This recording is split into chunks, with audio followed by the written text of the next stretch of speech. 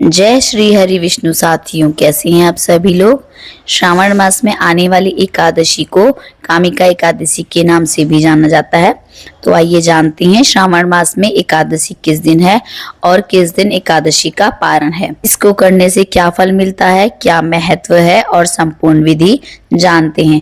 आज की इस वीडियो में हम जानेंगे और साथ ही हम जानेंगे कि इस दिन भगवान श्री हरि विष्णु किस चीज का भोग लगाना चाहिए। श्रावण मास में पड़ने वाली एकादशी को कामिका एकादशी का नाम भी दिया गया है और माँ तुलसी की मंजरियों से भगवान श्री हरि विष्णु जी का पूजन किया जाता है।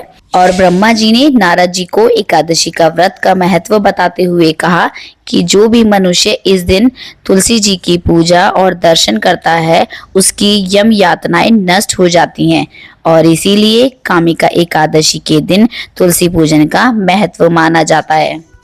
इन्हीं दिनों भगवान श्री हरि विष्णु 4 महीने के लिए योग निद्रा में चले जाते हैं और ऐसे में जगत के पालनहार श्री हरि विष्णु जी की सच्चे मन से पूजा, व्रत और उपवास करने से भक्तों की सारी मनोकामनाएं पूर्ण हो जाती हैं।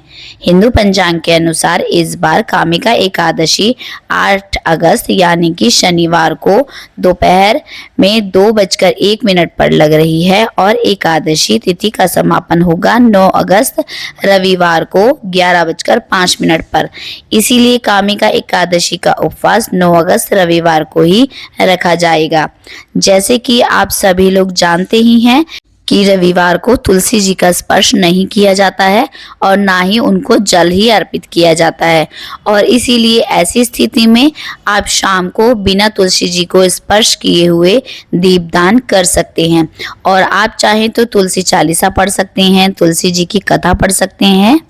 और आइए अब जानते हैं पारण का समय क्या है। तो देखिए, कामिका एकादशी का पारण का समय है 10 अगस्त सोमवार को सुबह 5:47 से लेकर 8 बजकर किया जाएगा। भगवान श्री हरि विष्णु का उपवास करके भक्तों को द्वादशी के दिन शुद्ध सात्विक भोजन करना है या पंचामृत से अपना व्रत का पारण खोलना है। और एकादशी के दिन दान पुण्य करना बहुत शुभ होता है, इससे हमें वैकुंठ की प्राप्ति होती है। तो आइए अब जानते हैं कि एकादशी के किन नियमों का पालन हमें ज़रूर करना चाहिए। तो देखिए साथियों, सबसे पहला नियम तो यह है कि एकादशी के दिन कोई भी स्थिति हो जाए हमें भोजन नहीं ग्रहण करना है, फिर चाहे वो भगवान श्री हरि विष्णु का प्रसाद ही क्यों ना हो, क्योंकि पुरानी मान्यताओं के अनुसार कहा जाता है कि एकादशी के दिन सभी प्रकार के अन्न में पाप का निवास होता है। इसीलिए एकादशी के दिन अगर अन्न ग्रहण करते हैं तो मानो आप पाप को स्पर्श कर रहे हैं, इसीलिए अन्न का त्याग किया जाता है।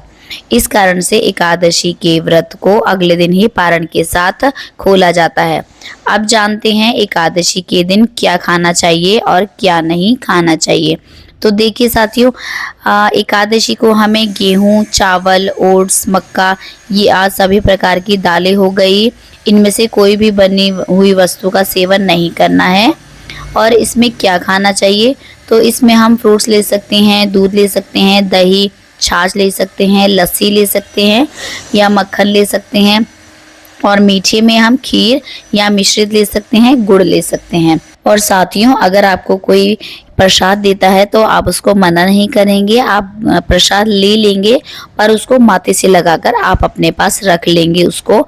और जिस दिन आप अगले दिन पारण करेंगे उस दिन आप उस प्रसाद को ग्रहण कर सकते हैं।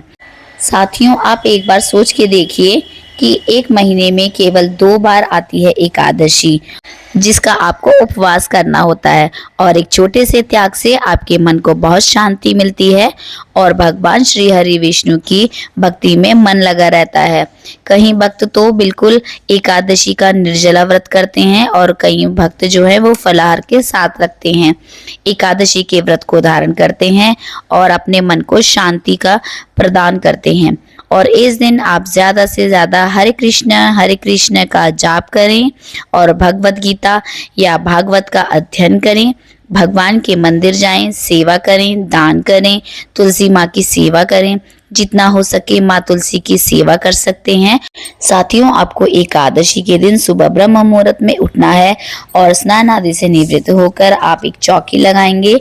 उस चौकी पर आप पीले रंग का वस्त्र भिजाएंगे और भगवान श्री हरि विष्णु की जो भी प्रतिमा होगी आपके पास उनको स्थापित करेंगे।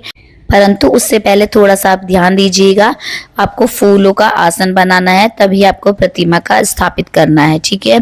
और फिर दीपदान धूप बत्ती वगैरह आप दिखाएंगे, भोग लगाएंगे, आरती करेंगे और फिर आपका व्रत संपूर्ण माना जाएगा आज का। तो साथियों, एकादशी की यह जानकारी आपको कैसी लगी? यह वीडियो आपको पसंद आई या नहीं, प्लीज मुझे कमेंट जरूर कीजिएगा और लाइक शेयर कमेंट करना बिल्कुल भी मत भूलिएगा। जय श्री हरि विष्णु साथियों।